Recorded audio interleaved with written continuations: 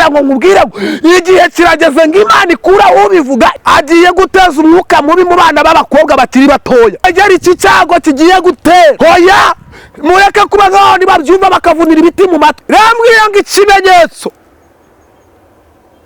gikomeye cyane nagiye kubona mbona drone mbona zigezeyo. Dawidi agiye kuva mu ishyamba.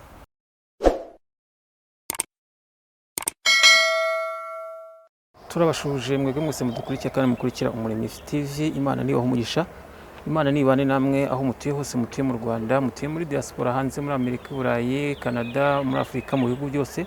Twongeye kubasuza muri uyu mwanya, twongeye kugira umugisha no kubana n'umukozi w'Imana, umuhanuzi. Imana rero ibaho umugisha. Abatari bakanda subscribe ku Umuremyi TV, mukande subscribe kugira ngo tujye tubana mu mwanya nk'uyu nguyu twumva icyo Imana idushakaho ubuhanuzi. Mwese mukore subscribe. Reka tusuze umukozi w'Imana, tumwakire ku Umuremyi TV kugira ngo tubane nawe tumuzi n'abamukurikira babane nawe bamuzi. Yesu nashimwe umukozi w'Imana. Yesu ahabwe icyubahiro. Turakwakiriye mu izina rya Yesu Kristo ku Umuremyi TV. Murakoze, Imana ibaho umugisha kuduha ikaze kandi natwe tubahaye ikaze. Iminsi myinshi. Ukuri iminsi myinshi cyane. Arahaciye agahe. Umuntu aba yihugiye ari mu bihe byo gusenga. Rero ariko buriya ikidahura ni imisozi. Wari umbwiye ngo uba wihugiyeho urimo mu byo gusenga. Umuntu ari mu bihe byo gusenga cyangwa se n'indi mirimo igiye itandukanye y'ubuzima. Rero ntabwo warenganya umuntu ngo muherukana. Hari umuntu wavuze ngo iyo umuntu ari gusenga ngo ntabwo aba ari guhamba imbwa. Ubundi gusenga se ni iki? Gusenga ni ugusaba. Iyo umuntu asenga abasaba kandi abasaba icyo adafite. Iteka n'iteka gusenga ni ugusaba. Dusaba imbaraga kandi nta mbaraga dufite, sibyo? Dusaba amahoro kandi nta mahoro dufite. Rero gusenga ni ugusaba. Rero iteka n'iteka icyo usaba ikintu udafite. Gusenga se ntabwo twavuga ko wenda yaba ari amakuru uri mu kwaka, wenda tuvuge gusa harimo gusaba. Reka gusaba nyine twabikuye muri iyo focus no gusaba. Ariko haba harimo n'amakuru. Nyine iyo dusabye turahabwa. Biravuga ngo nusaba nimushaka muzabona, nimukomanga muzagira gute, muzakingurirwa. Naho undi muntu ujye ukingurirwa rero ni umuntu wabashije guhabwa icyizere iwabo mu rugo. Yego. Mu rugo runaka niwe umuntu ukingurirwa. Ubwo no kuvuga ngo iyo uri gusenga urimo gusaba, uri no kugira ngo wenda habe hari n'amakuru. Erega gusenga birabohora, gusenga birakiza. Kandi iyo umuntu asenga yirinda byinshi. Nubwo gusenga birinda byinshi cyane. Ubwo nimba usenga ntiwajya mu kabari kandi uri umunyamasengesho, kandi mu kabari haberamo byinshi cyane. Usenga ntiwahura n'izindi ngorane, uri mu bwisho bw'Imana. Impamvu muri byose mwuka baravuga ngo abari mu mababa y'Uwiteka nahise yahinduka bageze gute, barashinganye. Mukozi w'Imana rero n'ubundi nkuko wari utubwiye ngo wari urimo gusenga, ubwo urukumva ko kuba twagutumika twemerera, ubwo hari amakuru nyine wakuye mu gusenga, hari n'imbaraga wakuye mu gusenga. Niyo mpamvu ngira ngo noneho tukwakire ku Umuremyi. Iyo umuntu asenze arahishurirwa, kandi umuntu ahishurirwa bingana nuko yizeye. Hari ibyiciro bibiri byo guhishurirwa rero, hari n'ibyiciro bitatu byo kubana n'Imana. Gusenga ni kimwe, no kubana na Yesu ni ikindi, no komatana na Kristo nawe ni ikindi. Abantu rero ntabwo babizi. Bazi ko gusenga ari ugukora amasengesho, bazi ko gusenga ari ukwigiriza aho ya. Ahubwo gusenga nuko biravuze ngo mu mafo y'umunsi umutima wa Adamu wahoraga uri connected n'Uwimana. Ngo Adamu amaze gukora icyaha, Imana ihita ibimenya. Kubera iki? Umutima wa Adamu wese ucomoka w'Imana. Rero abantu kuba basenga ariko badafite gukizwa ni zero. Kuba abantu basenga ariko badafite kubaha Imana, badatinya icyaha ni zero. Ubwo ni nk'icyapa kiyobora abantu? Cyangwa se ni nk'ikiraro cyambutsa abantu. Urakoze cyane mukozi w'Imana. Rero n'ubundi gusenga nkuko ubitubwiye, ubwo harimo kubona amakuru kandi ukabutubwiye ko wari urimo gusenga, hari byinshi Imana yakubwiye, hari byinshi Imana yakubikije. Reka tugusabe rero udusengera Imana abadutegereje kugira ngo bumve, bakurikire Umuremyi TV, bumve icyo Imana ibashakaho. Ntabwo ari wowe urababwira, ni Imana igiye kubabwira. Rero reka nkusabe udusengera Imana twinjire muri uwo mwuka. Uwiteka Mana nziza, uri Imana ivuga bikaba wategeka bigakomera, uri ibyiringiro bizima by'umugaro, uri Imana ivugana natwe mu ijwi ritaboneka ariko wajya gukora ugakora ibiboneka. Berast for the was mandiko siko taya bini for a before dry. Any taya smado stifo man. Berast for mandiko siko taya bini for nedo. Winda kumva mwami. Heni manga ya sire nongoni ngani ma dostifo. Nyididi ni fone de nemerera mwami.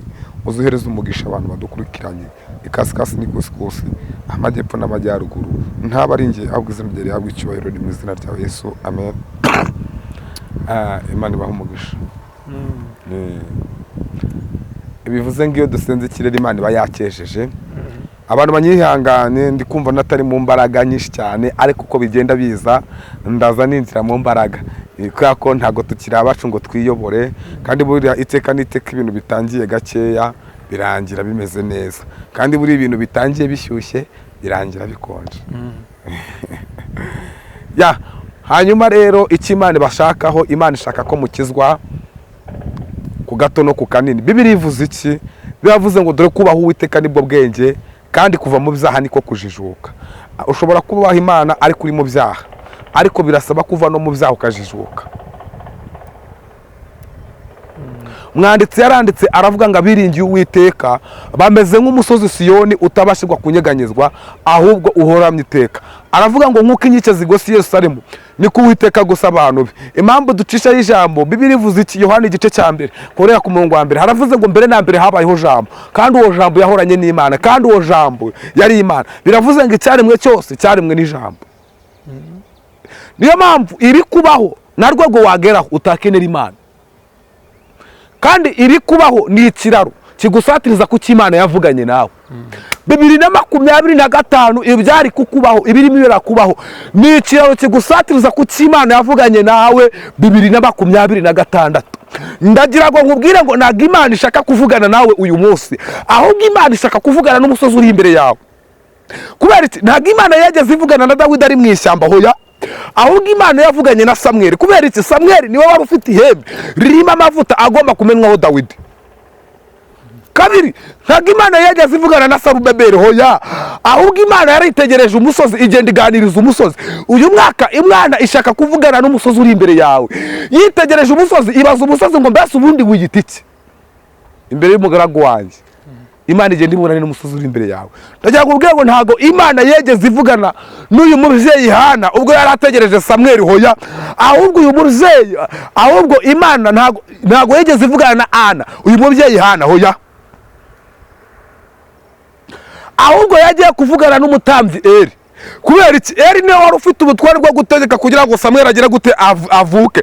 Wibike ko bahuriye muri Nibature aravuga ngo wa mugore wasinzihire undi avuga ngo sinasinzihire. Umva kundamubwe yavuga ngo ngaho genda undi mwaka nk'iki gihe Uwiteka araba yagusubije ibyo waje gushaka. Kubera iki? Kuki Imana itavuganye n'uyu mubyeyi ahubwo ikavugana n'umutambyi Eli? Bishatse kuvuga ngo Eli niwe wari ufite gutegeka. Imana nivugane nawe ahubwo Imana ivugane n'ufite iki igitangaza cya umva ubuhanuzi. Kubera iki? Uyu mwaka Imana ikuyeho ubivuga Imana izanye ubikoraho. Pelasima dostifo mandiko siko taya binifo. Mwanditse arandika aravuga ngo kurira kwararira umuntu bwacya mu gitondo impundu zikavuga. Niko yavuze muri Zaburi 36. Ndagira ngo nkubwire ngo Imana ikuye ubivuga Imana izanye ubikoraho. Wabyumvishe mu matwi yawe yavuganye nawe yagutumye benshi cyane baraza barakuganiriza yewe warahanuriwe ndetse nawe wararose ariko ndagira ngo nkubwire ngo igihe kirageze ngo Imana ikura ubivuga izane ubikoraho. Nta wundi muntu ubikoraho ni Kristo. Ageze kwa Lazaro yapfuye akora ku gituro Lazaro arazuka. Uyu mwaka Imana ivanye ubivuga izanye ubikoraho. Pelasima dostifo mandiko siko taya binifo. Kubera iki? Kubera ko wihanganiye ibikugerageza. Ndagira ngo nkubwire ngo nubwo uri guca mu bikomeye bikagutera ibikomere mu ijuru hari Imana yiteguye kugukura mu komeye. Ntago Imana yaguhanagura amara utarize mama. Papa ntago Imana yakomora igikomere utakomeretse. Yeyo mpamvu umwanditsi yavuze ijambo rikomeye Yakobo avuga ngo ahirwa wihanganira ibugerageza ngo kuko namara kugeragezwa azemerwa namara kwemekwa yambika ikamba ry'ubugingo.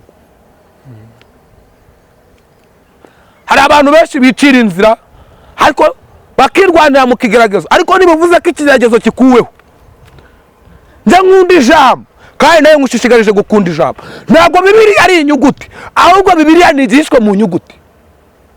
Ntabwo abantu babyumvisha. Narivuze ngo Bibiliya si inyuguti, ahubwo Bibiliya nigishwe mu nyuguti. Kwizera ni iki? Kwizera ni ukwizera udashidikanya yuko iby'ubwawe n'umwami Yesu bizagira gute, bizasohora. Iyi Imana idutuma aha ngaha ibigira ngo nawe watenebutse wongere ugaruke, ibigira ngo nawe uri gutakaza ibyiringiro wongere usubizwe mu ibyiringiro. Ndagiye ngo nkubwire ngo Imana ivugana natwe mu ijwi ritaboneka, cyangwa se mu ijwi ritaboneka, ariko iyo igiye gukora yo ubwayo ikora ibiboneka. Niki kiguteye ubwoba? Amasezerano akujyanye kure, ariko reka nkubwire kuri Imana yambwiye. Yarambwiye ngo nze mbabwire ngo uko utazi icyazanye isezerano niko utazi ikizarisohoza. Uko utazi icyazanye isezerano niko utazi ikizarisohoza. Imana yarantumye ngo nze mbabwire ngo dosti for penalty for the worst. Bona ari ndi gusenga domain, Imana yarasanze yambwira ngo ni musenge cyane, kuko Satani agiye guteza umwuka mubi mu bana b'abakobwa bakiri batoya. Agiye kubateza umwuka wo gutwara amada. Abantu musenge, kandi musengesha umwuka iteka. Satani afite ifuhe, ashaka musengera urubyiruko rw'abana b'abakobwa, kuko Satani ashaka ko batwara amada bakiri bato. Uyu mwuka Satani yawumenye ku isi. Abantu musenge. Reka mbabwire, Imana ikora igito niyo ikora igikomeye. Imana ikiza umutwe n'ikiza kanseri. Imana itanga gutwita n'itanga kubyara. Ndumva kandi ifashijwe. Amen. Umva kuri Imana ivuganye nanjye. Ndagerageza gutanga amahishurirwa nabonye ndetse n'ubuhanuzi rimanuka mutanga. Imana ivuganye nanjye irambwira ngo uneze amatwi. Ufite amabuye 10 y'amashimwe Imana yaguye, y'amashimwe Imana yakuremeye. Umva igitangaza, ikiherutse kugukorera cyaragushimishije, ariko irambwiye ngo noneho igarutse gukora ikigutera ishimwe riruta irya wishimye. Agomvisha ikuremeye ishimwe Imana ikuremeye rifite amashimwe aruta ayo uherutse gushima, kuko igitangaza Imana ikoze kiraruta ikiherutse gukora ku buzima bwawe, kuko Imana irakuhetse. Ikindi Imana irambwira ngo nze mbabwire ngo abadiyakoni ni mu gisengera umurimo, abashumba mwaraguye ni mu kiyoboye inama. Imana irambwira ngo irabaziye, inkoni yayo irabaziye, nimugaruka ku rufatizo, ngo kubera yuko murimo murayobya abantu benshi ntabwo ijuru rizabyihangana. Imana irambwira ngo ije gukina finale, ije gukina finale ku badiyakoni batagisenga, ije gukina finale ku baririmbyi biyoberanya, ije gukina finale ku bavuga butumwa, ije gukina finale ku bashumba. Iki Imana yantumye ngo nze mbabwire. Bantu mube maso, kandi uyu ni umwaka wo guhabwa agaciro, ariko agaciro k'Imana ni umwaka wo guhabwa agaciro n'abantu bubashye Imana. Abantu bubashye Imana, Imana igiye kubaha agaciro. Imana irambwira ngo ninze mbabwire ngo kandi iri kwimikira amavuta mu yandi. Irambwira ngo mbabwire ngo iri kwimikira amavuta mu yandi. Ega ntabwo Imana ihamagara abakomeye, ahubwo Imana ikomeza abo yahamagaye. Ndambwira ngo kandi nari ndimo ndasenga amasengesho y'iminsi 7, ngeze ku munsi wa gatatu Imana iransanga. Nari ndi mu cyumba nikingiranye ndimo ndasenga, ndi mu bihe byiza, Mwuka Wera aransanga arambwira ngo ninzaze mbwira abarundi basenge kandi basenge batisengesheje, kubera ko nagiye kubona mbona umuyaga mwinshi cyane uratambutse. Ako kanya ngiye kubona hamanutse imitaka. Imana irambwira ngo abubashye Imana mu barundi, Imana ibahaye imitaka. Imana irambwira ngo irabatwikiriye. banyangangira batwikiriye nimusenge musengera iki cyago kigiye gutera i Burundi. Nimusenge musengera igihugu cyanyu mwa Barundi mwe. Kubera iki mutabaza Imana ibahereza imitaka nkuko nabonye Imana iyitanga. Ariko hari habanje umuyaga umaze gutambuka mbona igikurikiyeho haje imitaka. Mbona buri muntu wese marayika w'Imana arimo aragenda amuhereza umutaka, nkabona amuhereje n'igitabo mu ntoki ze. Banivugana nanjye ngo ninze mbwira Abarundi ngo musenge. Wasengaga rimwe asenge kabiri, wasengaga kabiri asenge gatatu. Erega Abarundi Imana irabazi kandi bafiteho umugambi kandi bafiteho ikimenyetso kandi ntabwo ibangira bakunda. Mugambi w'Imana ni uwo kubagirira neza, nizo mugira umutima. Ariko musenge nagari zabindi mumenyereye kumva. Hoya mureke kuba nkaho nibabyumva bakavunira ibiti mu matwi. Nimusenge kubera ko Satani yabamemyemo umuyaga mwinshi cyane. Musengera uyu muyaga uko nabonye ibice bimwe bihinduka nyine nabivuze. Musenge musabiye imitaka Imana ibakwizemo. Nuko Imana yambwiye ngo nze mbabwire ngo musenge. Ikindi Imana ivugana nanjye irambwiye ngo ikimenyetso gikomeye cyane nuko hari abantu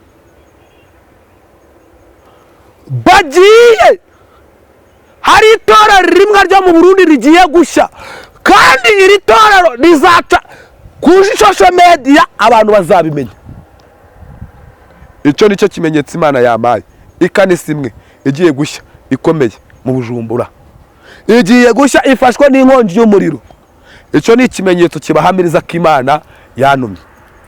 Abagira ubuntu ni wowe Imana inumyeho. Abagira ubuntu musenge kandi musengeshe umwuka iteka. Ikindi mbona abantu benshi bafokasinze ku by'isi, barimo bashaka iby'isi nk'aho bagashatse iby'ubugingo. Mana irambwira irababaye. Yewe nyiranzihanejo, yewe ndabimenyereye we. Urabwirwa ariko ntago wumva. Wavuniye ibiti mu matwi ubyicurize. Ndagira ngo mbwira ngo Imana irakuzi. Uyu mwaka 2025 n'umwaka Imana irimo irimukira amavuta mu yandi. Ndagira ngo mbabwire ngo Dawidi yarahishwe, ariko Dawidi ari kuva mu ishyamba. Yewe Sawuli we ugiye akaba kagiye kumenyekana. Umenye ko ingoma yawe irangiye. Dawidi agiye kuva mu ishyamba. Dawidi avuye mu ishyamba ahanganye na Goliyati, ndatwara igihanga cy'Umufilisitiya, ndabunera mubonye. Bibiliya iravuze ngo nuko Sawuli aramubaza ngo baza se uwo mwana uwo ari we. Aramusubiza ngo nitwa Dawidi mwene Yesaya w'i Betelehemu. Umva ubuhanuzi kandi difo enebo enetra. Umva ubuhanuzi. Dawidi kwica Goliyati bwari ubuhamya ariko bufite gihamya. Dawidi kwica Goliyati akagenda adafite igihanga cya Goliyati, ntago bari kwemera yuko Goliyati yapfuye Abisirayeli. Ariko Dawidi gusesekara afite igihanga cya Goliyati bwari ubuhamya ariko bufite gihamya ko Dawidi yanesheje Goliyati. Ndagira ngo ubwe ngo Goliyati wawe Imana imukuyeho. Imana ivuganye nawe. Abantu musenge kandi musengeshe umwuka iteka.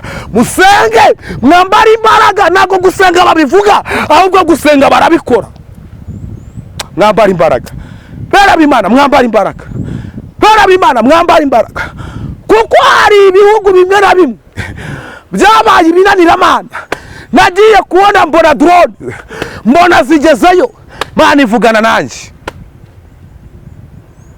Irambwanga igihe kirageze abantu mugiye gushaka gusenga mutabona uburyo bwo gusenga. abantu mugiye gusenga mutabona uburyo bwo gusenga, mugiye gushaka gusenga mutabona uburyo musengamo. Imana ibamere umugisha. Shalom. Imana iguha umugisha mwinshi cyane, kandi ni ukuri turabashimiye kubw'ubuhanuzi uduhaye, Imana yaguhaye. Abantu rero mwitegure ibyo ngibyo ni iby'ubuhanuzi bw'Imana, kandi Imana iba yateguye kugira ngo buri muntu wese abwumve, abi Burundi, buri muntu wese bwamugeraho kugira ngo yisubireho ngo musenge, niko Uwiteka Imana ivuga. Imana iguha umugisha mukozi w'Imana. Niba nta kindi, sinzi niba ntacyo waba wibagiwe. Oya. Abayoborwa n'umwuka nibo bana b'Imana. Abayoborwa n'umwuka nibo bana b'Imana. Kandi Imana ikunda umunyabwenge kuruta ikunda umunyamwuka. Kandi ngo uzongera ngo uzongera cyangwa akongera akagabanya, azaba ari iby'icyo gihe Imana izamuhana. Ibyo ni by'Imana yaguhaye. Reka tugusabire umugisha rero, noneho udusengera Imana udusoreza. Ariko tutari twasoza, sinzi niba waduhana nimero yawe noneho ku buryo abazagukenera muri rusange kugira ngo basengere noneho bazabasha kukubona byoroshye. Imana iguha umugisha. Numvaga atari ngombwa, ariko ubwo binsabye reka mbikore. Ni ngombwa. Kunda sengana n'abantu mu byiciro bitatu. Sengana n'umuntu ukeneye kwihana, asengera n'umuntu umaze igihe ku musozi, asengana n'umuntu ufite uburwayi. Nabo bantu nkeneye gusengana nabo. Uwiteka Mana nziza, Imana y'abakuru n'abato, aboreje n'abakomeye, ibera hose icyarimwe, igihe kasikasi ndetse n'ikusi dostifo mandi kostikota ya binifo ibifodai. Imana domaine, tabara intore zawe zidahemba kugutakambira ku manywa na nijoro, ugabanye umubare w'abarimbuka, wongere umubare w'abakizwa, izina ryawe rihabwe icyubahiro. Ibyo mbisabye niyambaje ni mu izina rya Yesu. Amen. Amen. Imana iguha umugisha. Turabashimira mwebwe mwese mudukurikira ku Muremyi TV, mukane subscribe kugira ngo tujye tubana mu biganiro byacu, mu ijambo, mu buhanuzi. Mwese Imana areba arinda aho muri hose. Ibiganiro nakagaruka tuzongere ubutaha. Ciao ciao.